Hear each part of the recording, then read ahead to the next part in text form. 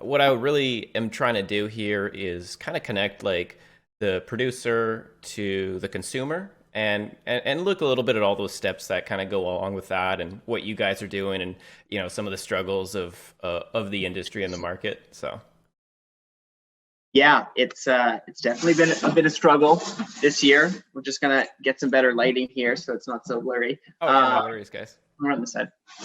So we we both came from working at Whistler Medical Marijuana. Mhm. We started working at Whistler Medical Marijuana in 2014. So have a lot of experience on the regulated side. Nice. Wasn't involved in the legacy market as a producer at all, like a long-time cannabis consumer. But we both, Brishna and I, come from scientific backgrounds. So we both come from research backgrounds and we're more on the medical side, but also cannabis consumers. So, we saw the opportunity to get involved. And so we have a few different companies. We started working at Whistler Medical Marijuana, and we were hired there to do the extraction program. But the medical extract program started with just doing edible oils. Okay. So we were kind of in an interesting situation, and we decided that let's try making bubble hash and putting that into an edible oil and see how that goes. And that had a great response. People loved these oils because they kept the flavor and the strain-specific effects from the flower into an edible oil. And we made them with fresh frozen bubble hash. And then we infused that oil straight into coconut oil. So Brishna and I, wrote the SOPs, did the work. We got our extract license at the same time as Tilray and Canopy. While working at Whistler. So we've been, at this a long time, and we saw that this bubble hash process was really amazing, but there, wasn't scaling. So Brishna can tell you about doing hash fit, that we called it. For hashtag hash fit, and your back muscles would jack up, and we're climbers, so it was a perfect job. So I used to work for Whistler Blackcomb, and then I got this job. It's like, oh, you can come work for Whistler Medical Marijuana. And I have a science background, so I became their research person basically for a while. But I got so fit pulling those bags, literally, like I'm a petite person, and it just like my back was jacked. So so strong. The growers would be looking enviously at her biceps, like, what are you guys doing in there all day? So, as great as it was for the bodies, it was a little tiring. So we were like, why isn't there commercial scale equipment to extract bubble hash in? We were using Bubble Now machines. So we had this idea of, there's got to be a machine to extract bubble hash. We're just mixing it with paddles here. There is a little bit of an art to it, but how can we make it sanitary? Really, that was my thing, because sanitary is a big issue, and it's a medical product, and it will be sold to medical patients. And using a paddle to agitate my Uline 50-gallon bin, really practical in the long term. As much as it's going to make me super fit, it's not possible to process fields of cannabis or hemp that way. So we had to get better and smarter, and we had a very tiny amount of space. So we designed an agitator system, and then it had bells and whistles, and then we got an engineer to work on it. So it became pretty big pretty fast. So I guess from the concept that you realized that you could build like a product that was going to scale, especially like the agitator concept, like I love that. It's kind of funny. So my buddy Mike is coming over today, and he has 2 ounces for me.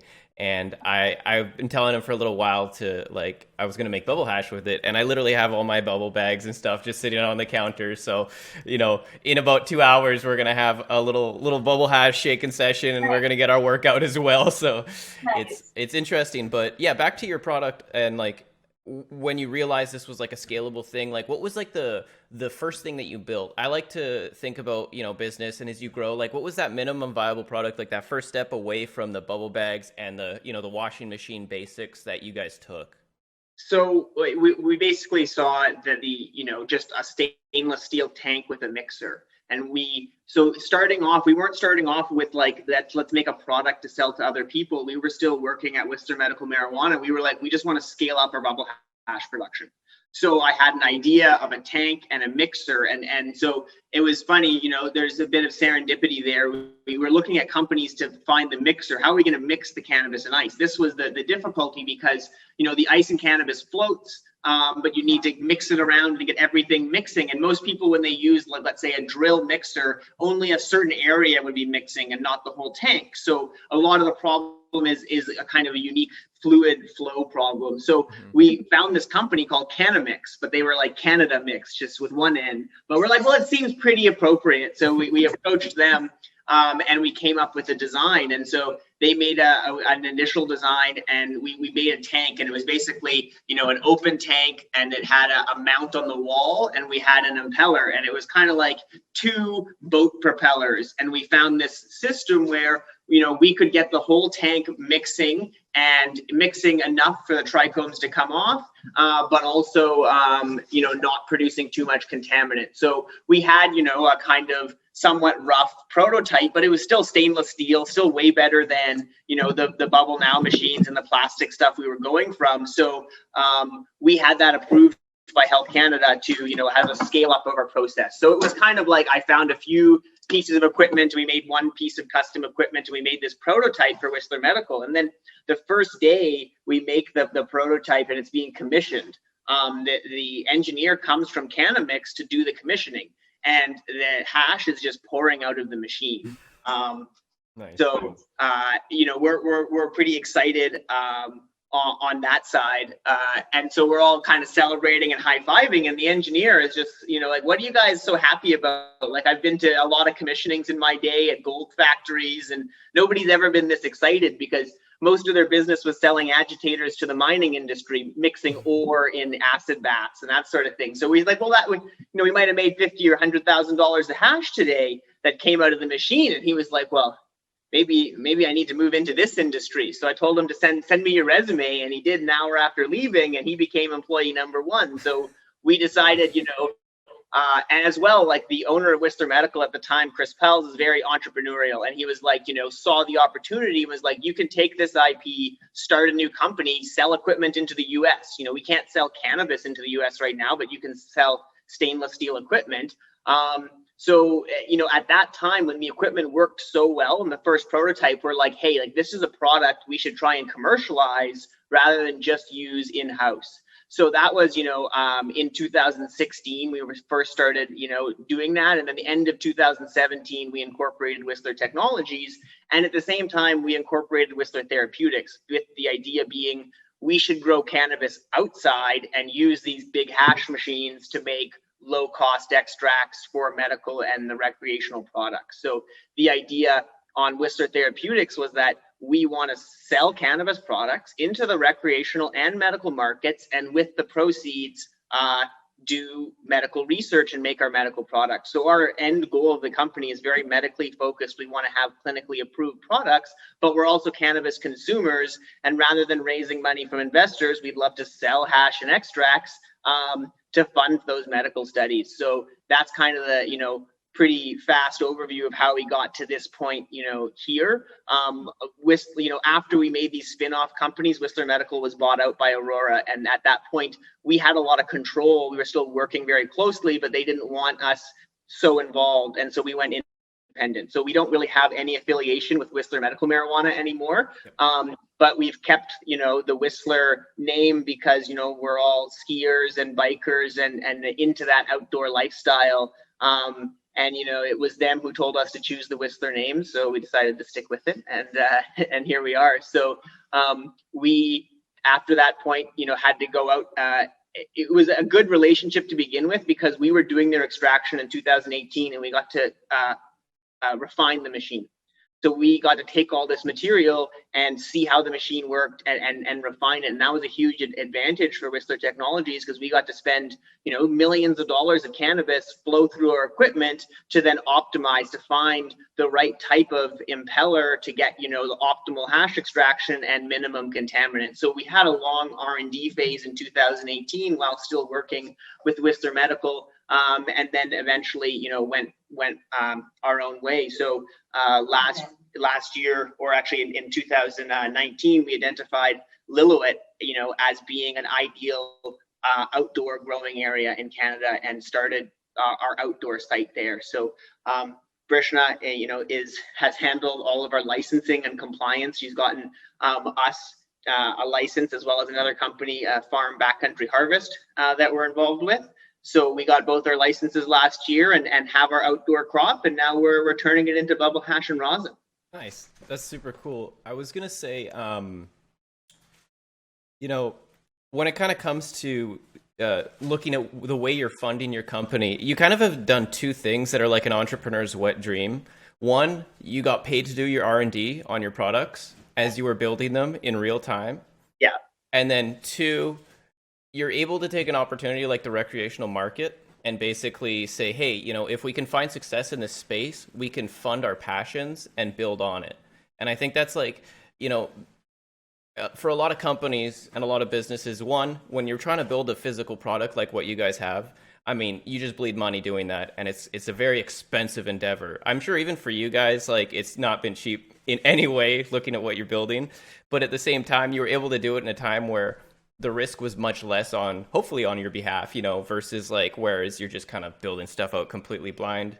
But no, I think, we built a lot of goodwill at Whistler Medical, where we, our boss loved us because he didn't have to tell us what to do. And I put in 90 hours a week maybe, and never asked for a raise. And he recognized that, so that's why he invested $300K in each of us when we were leaving. So yeah, and that sort of funded our companies, and I think he saw the passion in there. And we're very medically focused. Like, our goal is to get a medically clean product out there in the market, because it doesn't exist, and there's a lot of research to be done, and we're funding that research actually right now at universities too on the therapeutic side, but we're not reading about it all the time.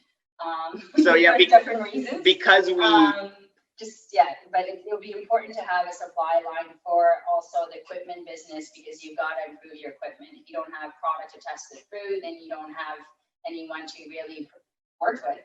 And on the farm side, on the Whistler Therapeutics and our farm, Earthwall, it's a great opportunity to figure out really what grows in the climate we're in, and then standardize those strains. And then even there's IP in that. And we've got a 10,600 square foot laboratory we're trying to license right now for processing. So there's a lot of opportunities to work with universities too.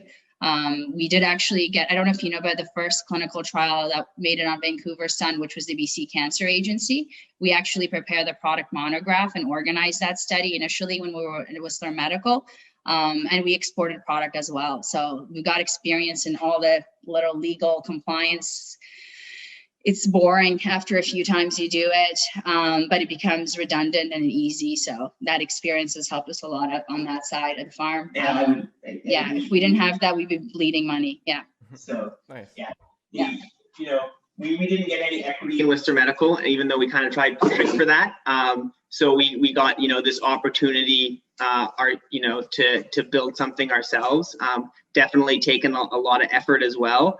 But we definitely, got pretty lucky with how we ended up on being able to develop this equipment without, as you say, those upfront costs, because it would have, had we not had access to a license and all these things, that, we wouldn't have made it. We wouldn't have been able to afford those startup costs.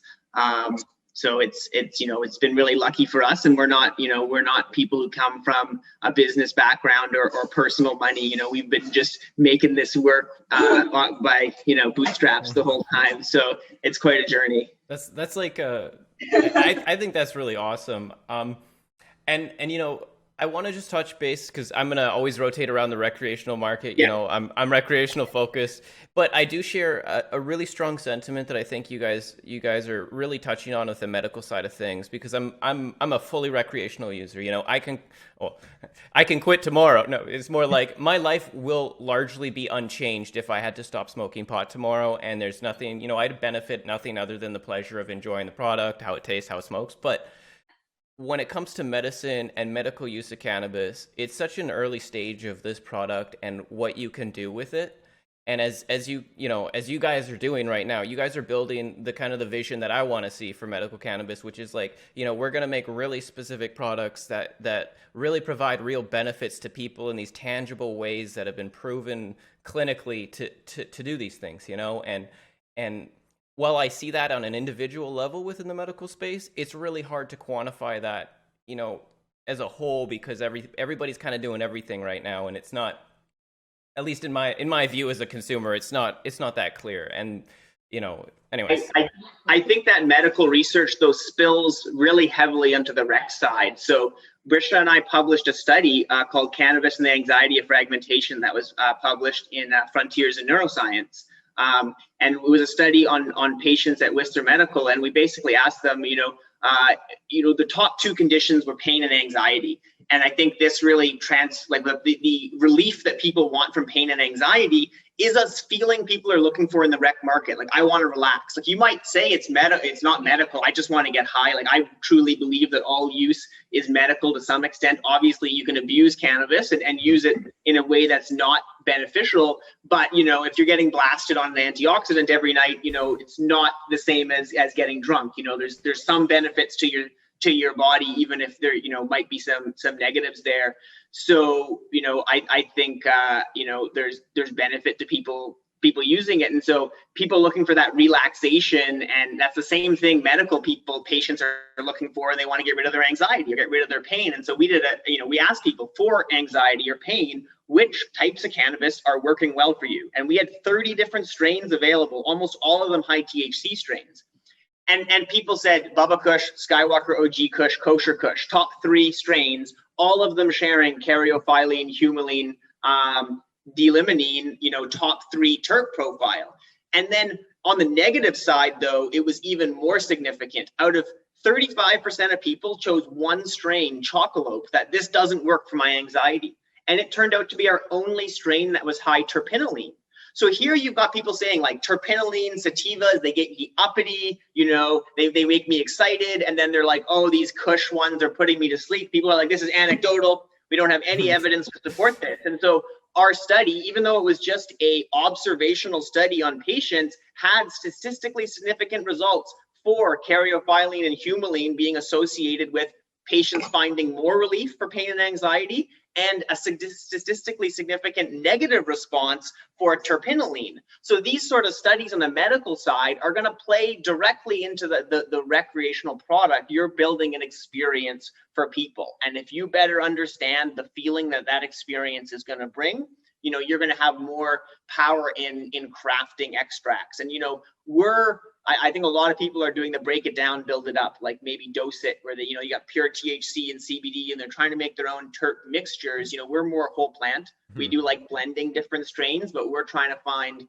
that strain and develop that strain that's going to give the right benefit, or a few blends of those things. But we're really about trying to develop the whole plant into that profile that's that amazing rec profile or medical, wherever it's going into. Yeah, and I think that's that's the kind of stuff that I think the market, regardless of where they're coming from, the market really needs that kind of information now, because and this is like concentrates, cannabis, whatever.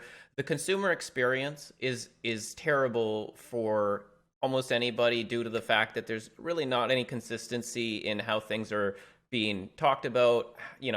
For me, I get all of my information as to what's good or what's bad, or the understanding of what this terpene is or what it does from Twitter. I've just been posting on Twitter a lot. I love Twitter as a community, and they've been super fun to talk to because I've learned more than I ever have about weed just by taking pictures of stuff, and asking questions. So, it's Twitter's great.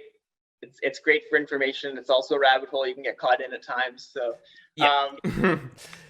For sure. No, we've always been about information. I'm pretty sure we were the first company, Whistler Medical Marijuana, to provide terpene testing to patients. And that was Brishna and I's initiative to say, it's not just cannabinoids, there's terpenes. And we wasn't just terpenes, we did the full testing, THC, CBD, CBG, CBC, Cannabivarin. What's CBC? I've not heard of. I mean, I know CBC. Cannabichromene, it's through a different pathway. So CBG goes to CBD or THC, and then if you start with CBGV, it goes to THCV or CBDV. CBC is like a different pathway. I should know my enzymes as a biochemist, but it's kind of like a side pathway. Usually it's 0.1 to 0.3% in most cannabis strains. We've looked at a lot of test results, so you will see it. Some people think it could have anti-inflammatory properties, but it definitely contributes to that entourage effect. So we were giving the CBG amounts, THCV, CBC, and then the total terpene tests. And at the time, like, nobody knows. Like, they're like, what does this mean? We're like, we don't know what it means either. But as long as we distribute this information, we'll figure it out eventually. So that was really, how we approached this from the beginning, was that the only way we're going to figure out what works is by finding out what's in what we're taking, distributing that to everybody, doctors, patients, anybody who can figure something out, like, hey, this thing's working for me, or like, this looks similar to the last product you have that's not available. Well, if you provide a full terpene test, and transparency definitely isn't a big factor in a lot of the rec market right now. You see brand swapping, and the swap, put a good product and then switch it out for a bad one, and the those old sort bait of and switch.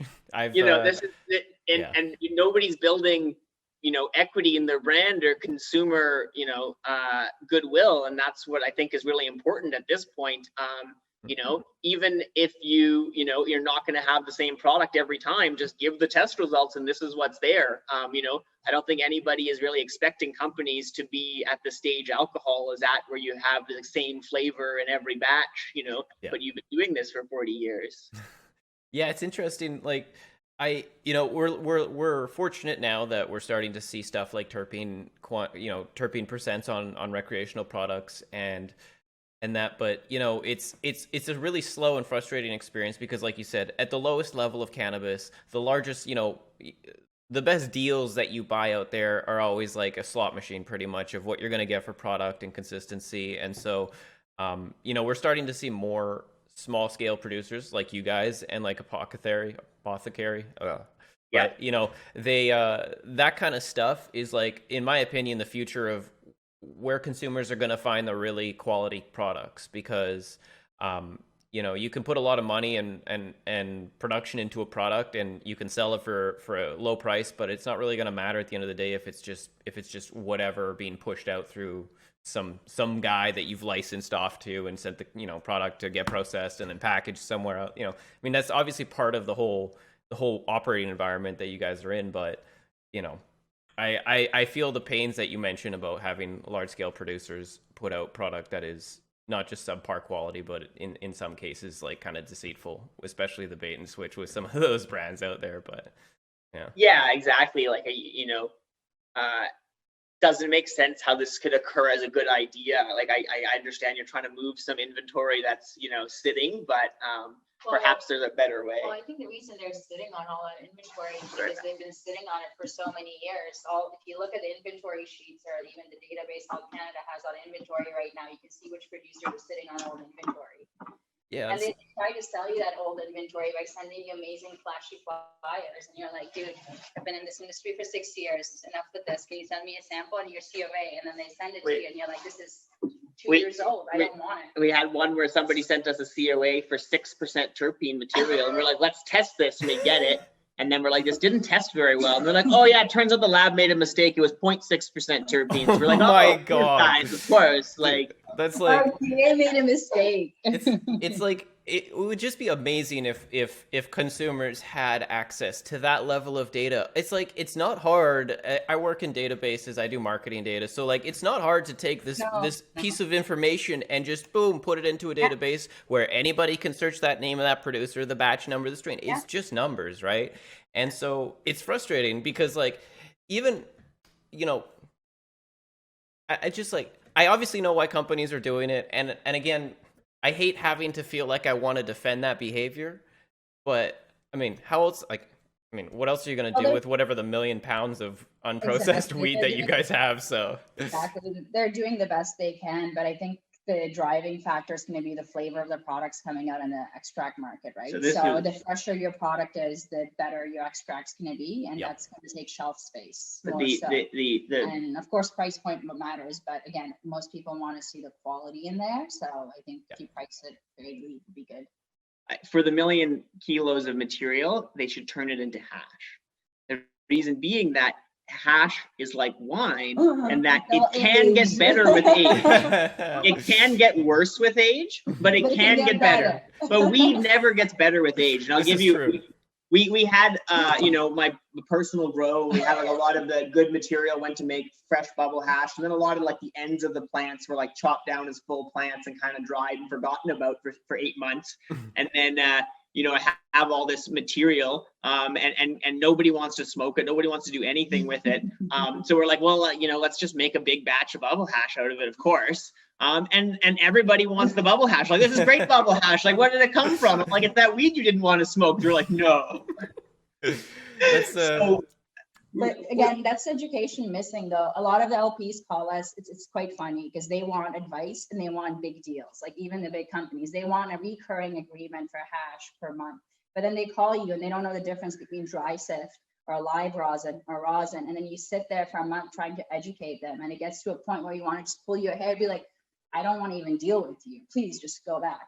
That's like, that's just crazy. Like to me, and this is almost like at every stage, like from you guys to me, we both on our far ends of the spectrum have a good understanding of the product and the processes because I'm personally passionate about concentrates. I love them, but you guys are passionate about it because it's your life and your business, and that's important. But it's like this like gap in the middle of like, from my experience, the bud tenders, I go to the store and I'll like, because my website, I'm just buying concentrates and testing them. I buy $100 gram of like, it was just some diamonds or whatever, caviar, I guess they like to call it. And I buy the $100 thing, and the bud tender, the only thing she could say about it is it'll last you a long time. And I'm like, no, it won't. Like, like 3-4 days max, like maybe, and so they have no education on it. So what concerns me a lot about this whole like knowledge gap in the middle is that you guys have a product you're passionate about. You can speak about it very competently. You guys know exactly. You could describe any product you guys sell probably to a T and be able to deal with that. But it's like gone from me to you, and I like there's education on the bud tenders. There's clearly needs for education at the corporate level for these larger companies. If they don't understand this, then how are they ever going to understand your needs as a processor? Because it's not like you can just magically turn out bubble hash out of nowhere, or like Well, just go ahead. They plan on going global. That's their new strategy. They're going to go global and feed Europe. So eventually they'll get to a point where their market caps will surpass their revenues, of course. But I think one day. one day. You mean the other way around? Other way around. So yes, I mean, I think it's pretty evident in the failure to do much with shareholder money than just spend it frivolously, the misunderstanding of the market. I think there's a few things wrong with the big companies. Like, obviously, there's very few people who have experience with cannabis and experience running and scaling public companies. Like, this is very just few. You haven't had the time, and the few people that probably do have that experience are working on their own private companies or not wanting to be involved there. And I think as a small company, like coming from working at Whistler Medical, which was a small company as well, like having agility in being able to make decisions and having a centralized decision making that understands the cannabis process. Because what we see in all the other companies is that people like Brishna and I, who are the scientists and the people that get paid to think and figure things out, tell their boss, this is what we think is going on, but they inevitably don't understand it. So you've got to dumb it down, and then they got to tell it to their boss, and you get to the end of this telephone chain, and nobody understands what the product is or how it's made. And obviously you have these complete blunders. I mean, slowly, after making mistakes, all these companies are learning, and I think, there is improvement there, but the whole the education is missing at the corporate level. Just your point. It's missing, and it's missing because the people involved right now they don't have that background because industry is so new. But I think maybe the future will change, hopefully. So we'll see. Yeah. Yeah. And you know, I think you guys bring a good point though. A lot of companies that are doing stuff right now, and I'll put it maybe, you know, as a little humble brag, but a lot of companies that want to do interviews with me are the ones that are doing it right now because they see a need for this consumer level education, and potentially them wanting to do interviews in general just means that they understand that there's also like at their level, at a corporate level, because I am interviewing public companies as well. At least that was like a cool flag. I'm like, yes, some of these publicly traded companies do understand what the market needs, and they are wanting to talk to people like me so that we can kind of start connecting these things. So we're starting to see fragments of it again, like just there's going to be new product launches. I think 2021 is going to be a great year for concentrates in, you know, any market, medical, recreational, whatever. We're kind of figuring things out, and you know, I'm really looking forward to, especially with you guys. Are you guys, outside of the work that you guys are doing with Apothecary I am so bad at that name. I spell it wrong every single time. I write it. I love the name, but I just can't. So Apothecary, yeah. Apothecary, thank you. But yeah, like what are you guys doing right now that might make it onto either the medical market or the rec market? I don't mind either one, you know. Go for it. So we're the same products will make it onto both markets. So usually we'll have a release of a product, and then, you know, whatever gets ordered will go to the rec market, and then we're sending some. Right now it's on CanMart. So we have both the Grandpa Stash and the Pink Kush rosin now available to purchase on CanMart. So we're trying to get all the products into both channels, medical and recreational, reach as many people as possible. We you know, are going to offer a bit of a discount on the medical products, trying to make up a little bit of the excise tax. So it should be a little cheaper to patients through those channels. But we do think that most of the sales will be through the recreational channels to begin with. We got our first actually crop, which we named it ourselves because, hey, we're allowed to do this. Lilith Gold. Oh yeah, I saw that one. Yeah. Yes, that's a full melt that's going to become available. That's our strain. Not quite. It's almost there, maybe almost five there. star. 5-star. I'm not going to claim full melt. All the people who don't know what full melt hash is, like, it's full melt. It's full melt. It's like, no, it's like, it's melty. It'll make. Full melt. It's not partial melt. I don't know if it's full melt. I don't know. I work with Marcus a lot, you know, Bubble Man. So, you know, he's very picky about that. So I'm trying to do that. Everybody we work with is like at Apothecary, like, yeah, it's full melt for sure. I'm like, guys, like, you don't even know what full melt hash is. So, maybe you should wait on that. So, We can test it. but Yeah, you guys. You guys need some sample. I'll let you know if it's melting fully or not. It'll melt. Like, it's definitely it's dabbable. Like, there's partial melt hash that's not great to dab. This is really nice to dab, but I don't know. There's a certain level of, let's say, full meltness that is, you know, that's what we're striving to achieve on. For sure. So Lilith Gold, it's actually, the strain is Washing Machine from Ripper Seeds. But Washing Machine is really a producer focused name. It's really telling you that this is going to be a good hash strain, and it doesn't. The consumer, I don't know if they were going to be super stoked on buying Washing Machine hash. They'd be like, what the hell am I buying? I mean, but it's the cross is Bubba Kush with UK cheese. It's a really nice strain. Obviously, it's a great hash strain. That's why we're growing it, but we think it's a great flavor. And Lillooet was actually at one time the largest city north of San Francisco and west of Chicago during the gold rush in the 1860s. So Lillooet is well known as, you know, part of the gold rush trail in BC. So, you know, a little ode to the history there with our naming of Lillooet Gold. So that'll be bubble hash coming from our farm. The Pink Kush rosin actually comes from the growers are Coast Mountain Cannabis. So in 2019, while we were getting our own farm license, Brishna was consulting for Coast Mountain Cannabis and got their license as well. So they're another organic producer. They produced that flower, and we pressed it at Apothecary's facility to make that Pink Kush rosin. Apothecary's Grandpa Stash, that was grown by Apothecary in their facility. So it was their grow as well. And then, you know, most of the products are all just going to come from those three people for the next like 6-7 months as we move through our fresh frozen. But we've got right now on deck, God's Green Crack, Fuel OG, Grapefruit Banner, and Romulan Grape God are some of the ones that we're hoping in the next like 3 or 4 months. And Thunderstruck. Thunderstruck's going to be nice. a special Brishna's offering. It's going to be a mixed CBD THC hash, something you don't often see, but traditional hash actually Has a lot of CBD. if you look at tests of traditional hash, often the CBD level is higher than the THC level. Because what you had in India is you had people selecting in southern India, let's say, for a high THC bud. And so if a plant had CBD, you smoked the bud, it didn't get you high, you threw that out, you didn't keep the seeds. But when you're producing hash, it's a field, and you collect the field, you make resin.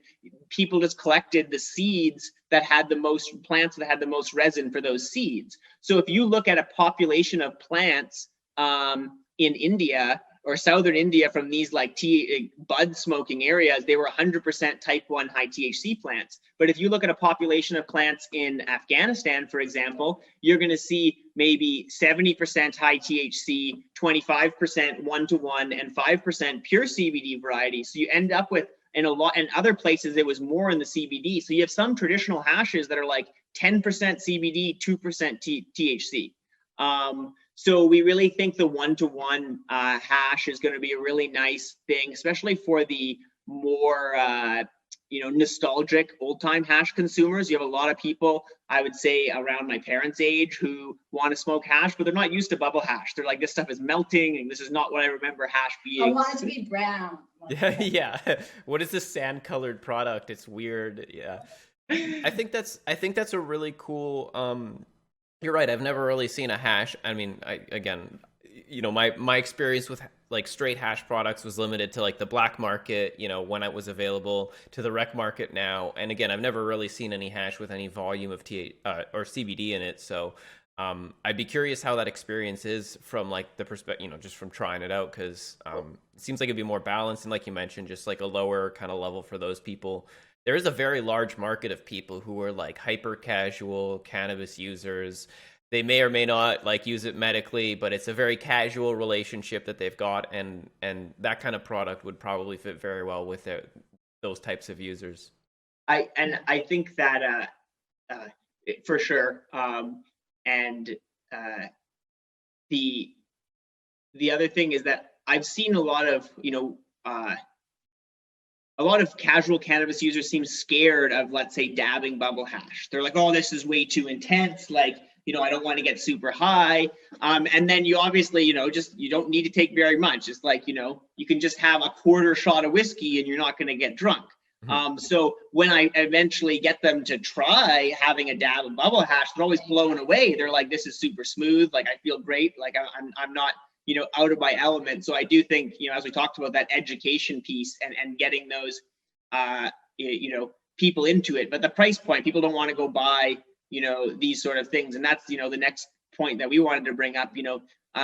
This year we're going to be pretty on par with the rest of the market pricing. It was a pretty tough year to get by, but our goal overall, as we are looking to get our own processing plant going, is to bring that price of bubble hash down into the $10 to $20 a range for consumers for a dabbable, nice extract. And so that's the real proposition we saw for Whistler Therapeutics, both in the recreational and the medical market, was, hey, like, we can grow hash outdoors, we can extract it, and we can get a good product at a good price. And I think that's what people are going to see. And so we're really excited for the market a few years from now, when you could buy full melt bubble hash for the price you're paying for high quality flower today. And that's something that's only becoming possible for two reasons. One being legalization. You can grow 10 acres without a helicopter taking you out. And the equipment. We finally have equipment that's scaled to meet that demand. And I don't think you're going to see, high value dried bud go away. Good quality bud really comes from, in my opinion, that human interaction with the plant and, the passion, and you don't have companies growing tomato growing competitions. It's that gardener who goes out and waters the plant every day at 4 a.m. So I think the same thing for high quality buds. It takes a lot of human interaction, but hash, in my opinion, is more about the terroir and, it gets a great flavor developing over the season, and in taking on the characteristics of the soil and the microorganisms and everything else that's there. So our whole idea is that hash is a product that can become way more competitive in the market long term, because of these changes to the regulatory environment. And that's really what we want to do, is make that hash affordable for recreational. But that also means a bottle of your THC or CBD oil will cost $20 for a gram of THC when we make it through that process. So this is also coming to the rec market, and something we want to talk about is that edible oils. Our edible oils. So these are strain-specific oils. So when we make the bubble hash, we take fresh frozen material, comes out. We have two choices when it comes out of the extraction. It can go into the freeze dryer or into our terp reactor process. So we mix it immediately with a carrier oil, and we do the decarb and infusion under pressure. So we capture all the terpenes that would have been lost in the decarb or the drying of your cannabis. So we did a test, and the oil, the decarbed edible oil, had more terpenes per gram of THC than dried flower of the same strain. So anybody starting with CO2 or ethanol extraction on dried flower can't get the same terp levels, and usually they blast their terps away, rotovapping their ethanol and then putting it in a decarb oven. There's no terps left at the end. Mm-hmm. So we're ending up with products with as much, or in most cases, more terps than dry flower of that strain, and it's keeping that strain-specific effect. So your Bubba Kush oil is putting you to sleep. It's getting that same effect that you wanted from the flower, and sometimes even more pronounced, because you have more of those entourage molecules compared to THC. So you get strain-specific oils that are going to be coming to the market. It'll be probably a few months for that one to come out. We're focusing on the hash and rosin first. But we take, a fraction of the bubble hash, the thing that would, end up maybe partial melt instead of full melt, and we make it into this premium quality edible oil. So it's something we're very excited about. On the recreational side, I always loved the effect of these oils, especially more than, a lot of people are used to edibles of low quality, and they end up with a decent amount of CBN and other things. And I always found it a kind of dulling and sometimes super sleepy experience. And when you get these like super fresh terpy oils, you get a lot more variation in your edible experience. And I really enjoy it. And it's also, you haven't dried the bubble hash. There's a water fraction in the decarb reaction. So when you end up with this brown to red, nasty flavored water, so you have this two-phase reaction where you remove out undesirable flavors into your water phase, and your oil just tastes like the strain smells. We made a blueberry lamb spread oil, and it literally just tasted like blueberries, and we were blown away. So rather than, companies masking flavors where they're going, oh, well, we need to mask the bitterness with these flavors, we get to match flavors. This tastes good, but what caryophyllene, some people don't like the flavor. Like now it's become a taste thing. Like I like limonene and citrusy ones, but I don't like the earthy flavors. But then you go to a chef or someone making an edible and they're like, well, this pairs well with this food. So now rather than masking flavors, you're matching and doing pairing, and you're in this premium edible category, but your production cost was way lower. And how we make our edibles, we take our fresh cannabis, we put it in an ice water bath, then we put the resin into our terp reactor into carrier oil. So you're getting an edible decarbed oil. We can have it made in 24 hours from a fresh plant to the finished decarbed oil. And all we used was ice water and the carrier oil. So it's 100% organic. The flavor is amazing. And, we're going to be launching these oils pretty soon. And we're quite excited about that side. We'll have a high CBDA as well. That goes on high CBDA and high THCA oils. Actually, the first ones to release those in the market in Canada. A long time ago, though. Nice. And the top. Not too much on the rec side, although I do want to go back a little ways away when we were talking about the CBD hashes, because I grew a plant in my personal medical supply that produced a almost, dabbable, not going to say full melt, but very dabbable, pure CBD hash. Oh, so wow. It was a type 3 strain, no THC. You can do dabs of this. It doesn't get you high, but you notice the terp fraction. So sometimes I'll have done a dab and I'll be high, and then you'll smoke this CBD dab and your high changes. It's now different high, but if you smoke the CBD alone, you're like, I'm not high. Like I might be something, but That's it's not high. So you've just dropped a lot of really cool stuff and exciting information onto me, because first off, with the edible naturally flavored oils and your process, what is it called again, and specifically what's the name of the So we call it the terp reactor. The equipment we call the terp reactor, and we call it the terpene enrichment process. We've also trying to call the oils beyond full spectrum. Okay. As a kind of like catch-all term to set it, like everybody calls them full spectrum, and look, there's no full spectrum, boys. Let's get some distillate with our terpenes. That's full spectrum. Both of those things. First, we tried to at a trademark on terpene enriched oils, and they told us, like, guys, this is just a description. That's not like, it's not a brand. You can't just. It's just a descriptive phrase. You got to come up with something catchy. So then we decided beyond full spectrum. So we've tried to actually, get that as a name and give it to our customers, because we sell the terp reactor, but we actually, it's more of we work with our customers. They're limited supply, and we put this out into the market. And the idea is we're trying to set it apart from the other oils. You taste it, it's different right away, but we're trying to give it that name. So we have the terp reactor, terpene enriched oil, or beyond full spectrum. We'll see how it goes about in the market. The other one would be like live, like it's the equivalent of like a live rosin, but like live oil. But live oil doesn't sound good. So we'll see how it ends up being called in the market, but we're really excited for it. It's going to be a fun experiment. It's always fun with these products because really that's what it is. It's an experiment. And I'm not on Twitter, so I have no idea what your profile is like, by the way. Okay. I recently joined Twitter, so I don't know much about how many reviews you do, or actually Daniel just invited me to this. Yeah, go. Brishna was like, we're going to go do this at 2:00. I'm like, I've got an interview at 4. You want to be on it? So nice. We're but it's going to be exciting. I think the oils will be big because it stayed in the market. It was really attractive for a lot of the millennials. I know a lot of people that use oils as well, and you can quite a bit with them, but the education aspect does need to get in place. That's something I'm working on. And even on the rec sales side, because you didn't mention your bud tender didn't know anything.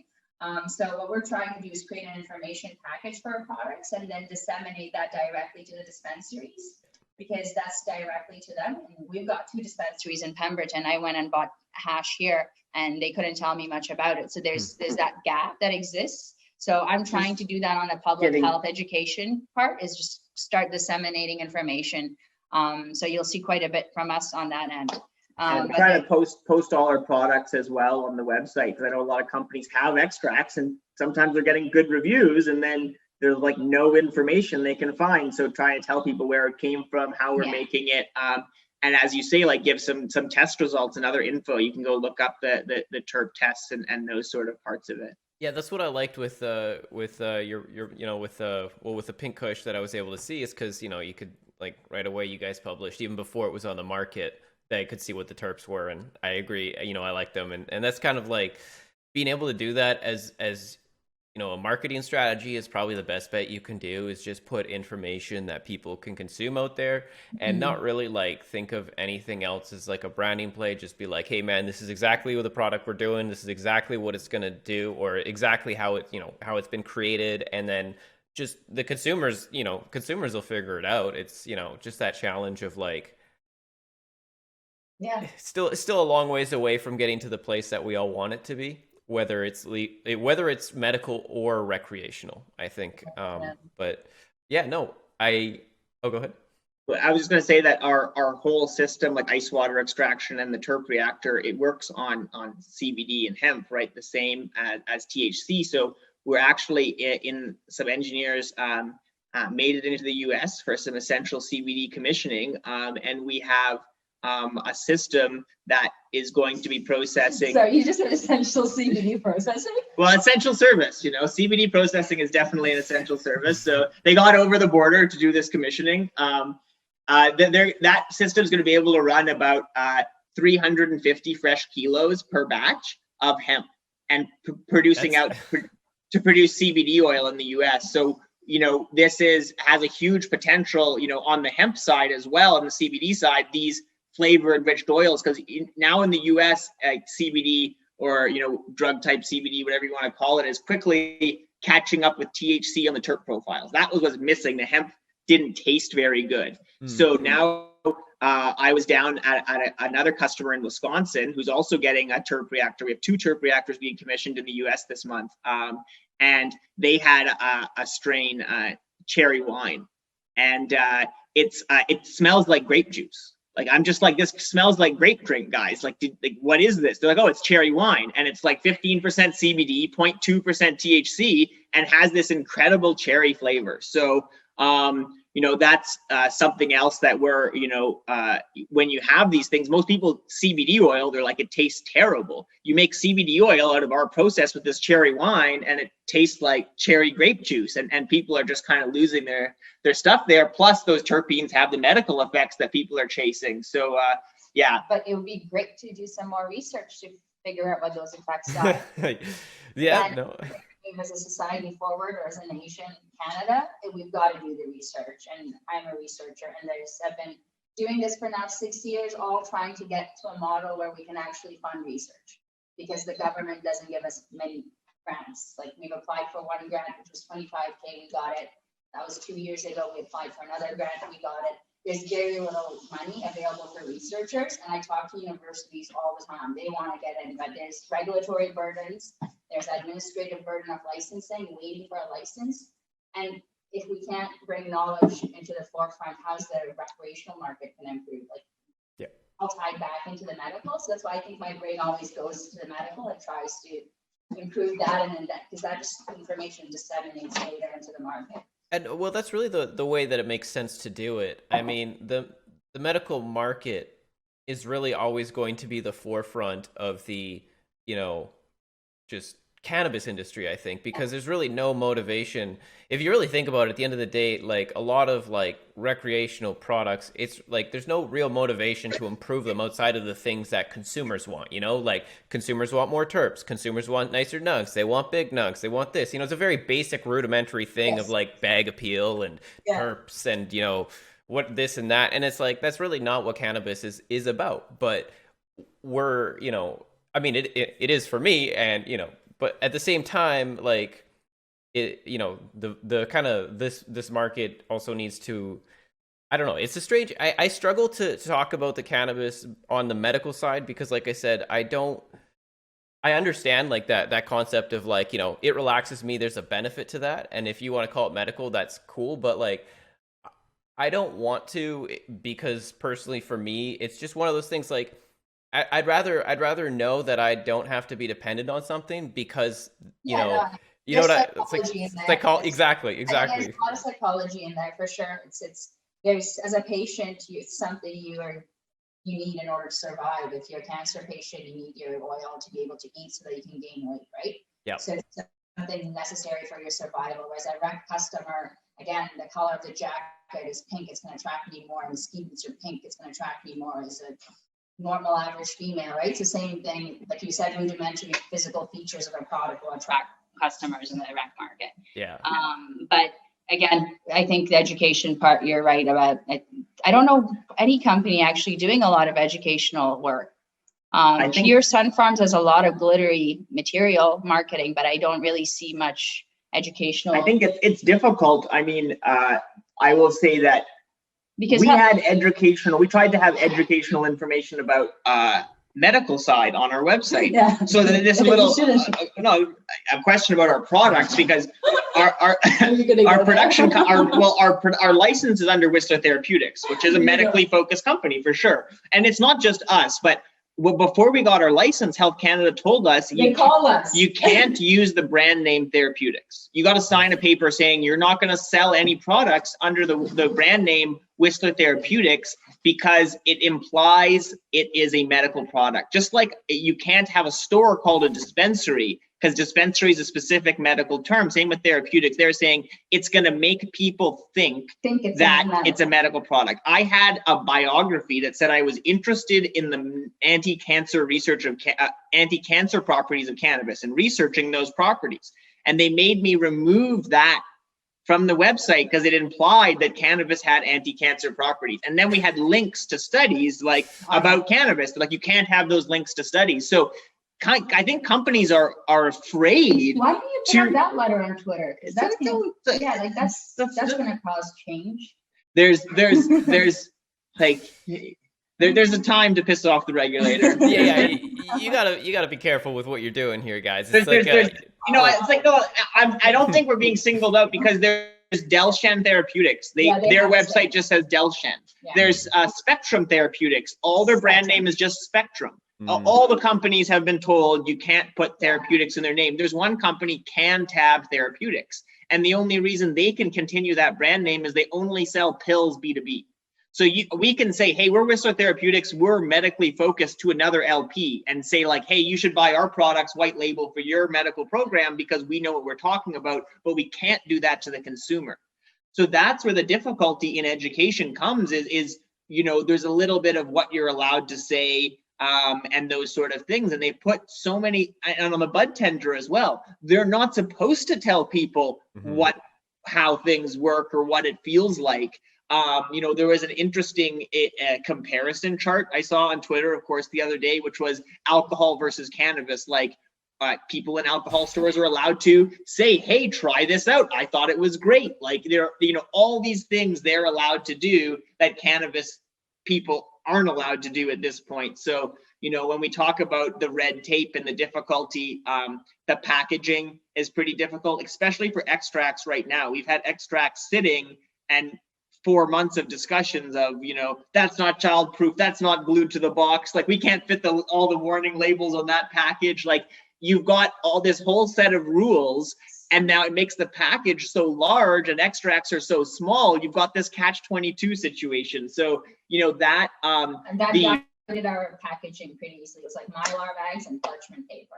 Yeah, that's like so for me on my website, like I'm on a whole crusade about the packaging things in my reviews because you mentioned that isn't correctly attached to the bottom of the container. And so like a lot of jars, like I have a bunch in my drawer over here from like San Rafael, they got a live resin and it's like, dude, like you have to pry open the plastic physically folds over the glass jar inside. You have to pry it open if you want that jar. But then on the other side, I bought something from Verse and like literally it's just like you open it up and it like comes out. Like it was nothing stuck to the bottom of it. It wasn't glued or anything. And like it was the only one like that. I'm like, maybe they didn't get the memo. Some people are taking risks. There's nobody approves packaging.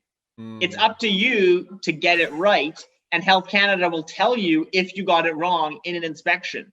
They'll give you a bit of guidance, but you can't like send a package and they'll tell you yes or no. But it all depends on your QA, right? So depending on how much experience your QA has or what field they come from, they can be pretty strict because they are the ones who are going to answer to Health Canada when they come for an inspection. And they don't want to get critical observations. And usually critical observations are tied to packaging. They were last year. So, but yeah, no, some people are just approving things. It all depends on your QA. I think the first step to improving the excise it's improving the extract market or the rec market in general is lobbying to have the excise tax applied after the sales price to the consumer first. Because Health Canada is not going to take away the excise tax right away because the industry is telling them. But they might move it to the consumer. And when the consumer sees their product and the excise tax hit, then maybe they'll have a different opinion of how it works. The biggest problem right now is the excise is hitting before the markup of the provincial bodies. Yeah. So let's say we have a hash that's 60% total THC, and it has $6 of excise tax in BC. But now BC wants their 40% margin. So now it's $10 of excise tax before you hit GST and PST. So now you're at $11.20 of just excise tax on your gram of extract. And you've got like, how are you going to compete with the black market? So if we didn't have the excise before, the consumer would see $40 instead of $50 at the till. And then it would ring up to 60 with tax, and they'd be like, "Fuck the government!" Like, that goes back all the way to how these companies are assessing their assets, right? Like, how are they valuing each gram of their fresh frozen, and how they're valuing? No, it's the government. It is the government, but the government's basing it on percentages of THC, correct? So it's based on those percentages until, like you say, someone lobbies it, or there's more education, or people learn that. Well, it's just like That's the excise tax like makes sense in a way. Like I don't think it makes sense because I don't think cannabis is harmful, but if you consider the government's position that it's dangerous, their reasoning of why they're putting in an excise tax makes sense. Putting it on medical patients doesn't make sense, but if you consider that they don't consider cannabis a medicine, then it makes sense. But I think that putting it before the provincial markup is another thing people don't realize, and how much these like automatic monopoly markups, the medical direct to medical consumers have an advantage over the rec market right now on a price point, which then puts the onus back on doctors to give medical prescriptions when people kind of want it on the rec side.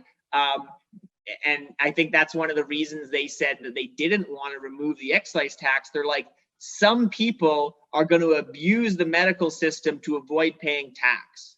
So as a result, we're going to tax all legitimate medical patients. Great solution. But I think, again, it goes back on how these companies are valuing everything, because the quantity, and Health Canada looks at these reports and sees these big numbers, so it's based on percentages of THC. This change has to come from the regulatory side and how they assess tax, because everyone's producing differently and processing differently, and the quantities are different. It shouldn't be based on percentage, it should be based on how much is actually getting processed, and really your yield, in my opinion, based on weight rather than actually percentage. But no, they had that originally, and it was a nightmare of calculations. But we're not going to go there. So I guess I was just gonna mention with that whole excise tax concept, I'm like fully in agreement with this, because it's hard for the consumer to understand. And this has also been a big issue that I've had with how products are being taxed, is it villainizes the producer. People blame the price of the product 100%. This is your fault. Why are these producers ripping off these consumers to make a quick dollar? Why can't they do this? And that's exactly what is happening on either market, really. But like, unfortunately, again, with the medical market, medical marijuana should be cheaper, should be more accessible, should be, it should be all those things. It shouldn't be taxed. People should, get that. But on the recreational market, that's fine. If they want to tax it, go for it. But put it in front of the consumer so that they can start blaming the right person for what is happening, basically. I'll point out that we're doing deals right now, and as you say, there's all sorts of licenses. So Health Canada split up all the licenses. So right now, how the deal works with other companies is that the grower takes 33% of the money. The processor who made the hash and rosin gets 33%, and the person who packaged it and had the sales license gets 33%. And now, but then the markup is usually 75 to 100%. So if you're a consumer going to buy, let's say, our Earthwell Farms hash. So as I said, we can't sell under Backcountry Harvest. So we have Whistler Therapeutics. So we have Earthwell Farms, and we have another farm, Backcountry Harvest, who is a kind of separate, but we're associated with. And so we have hash products coming out under both Backcountry Harvest brand and the Earthwell Farms brand. So just as an example, for Backcountry Harvest, 1/5 of the pre-tax sales price you pay is going to make it back to the grower at the end.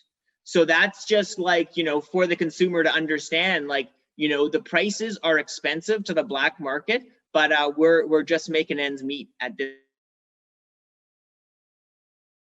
I lost you guys point. And obviously, that price point down for the consumer. But yeah, it's quite difficult at this point. Nice. Yeah, that's again, this whole concept of taxing and like this part of this discussion has been like super great for me, because again, more than anything, I want to share with people like, look, man, the problems for our market, whether it's medical or consumer, isn't happening at the producer level, and we're all on the same page. Like I said, it's like, to me, I just see the 2 points of the market, whether it's the processing or the growing or anything, it's like there's this large gap that we're trying to kind of fill in, and it's like, that gap is full of taxes and misinformation and poor marketing and all that other crap, and like I just want to get rid of that. But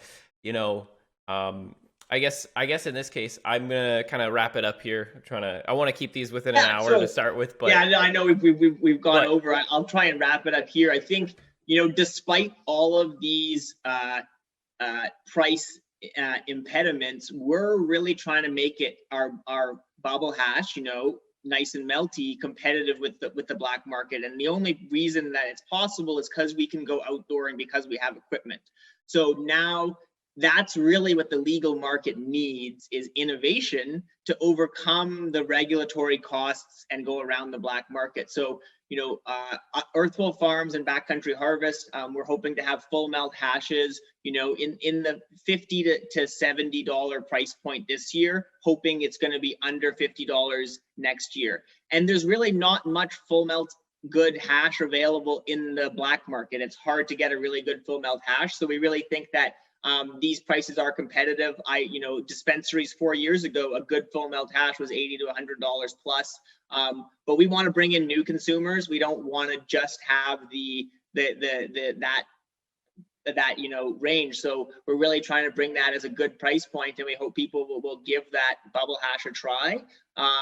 You know, it's a really great product. So Earthwell Farms, we're going to be selling bubble hash, rosin, and also seeds, and Backcountry Harvest bubble hash and rosin. So we really hope that people are going to try those products, and looking forward to your reviews, Justin. Yeah, you know, I'll be first in line for them when they come out, guys. Seriously, like, it's this conversation to me has been so awesome, just for getting your perspectives and getting what you guys think about the industry, and also getting your medical background and the fact that you guys are research focused more than anything, really. So thanks both for you guys to come on and tell me about your products and your business, because, you know, I have big hopes for this year, and, you know, if we can see some of your products in store soon, I'll certainly be able to get some reviews going on and let everybody know how great they are. Yeah, that would be amazing. I think that's a great point to bring up. You know, we're trying to fund medical research and some new innovative medicines from all this. So, but we're trying to, at the same time, give a great value to the consumer. So we really look forward to feedback that's coming from the market. And thank you a lot for interviewing us today, Justin.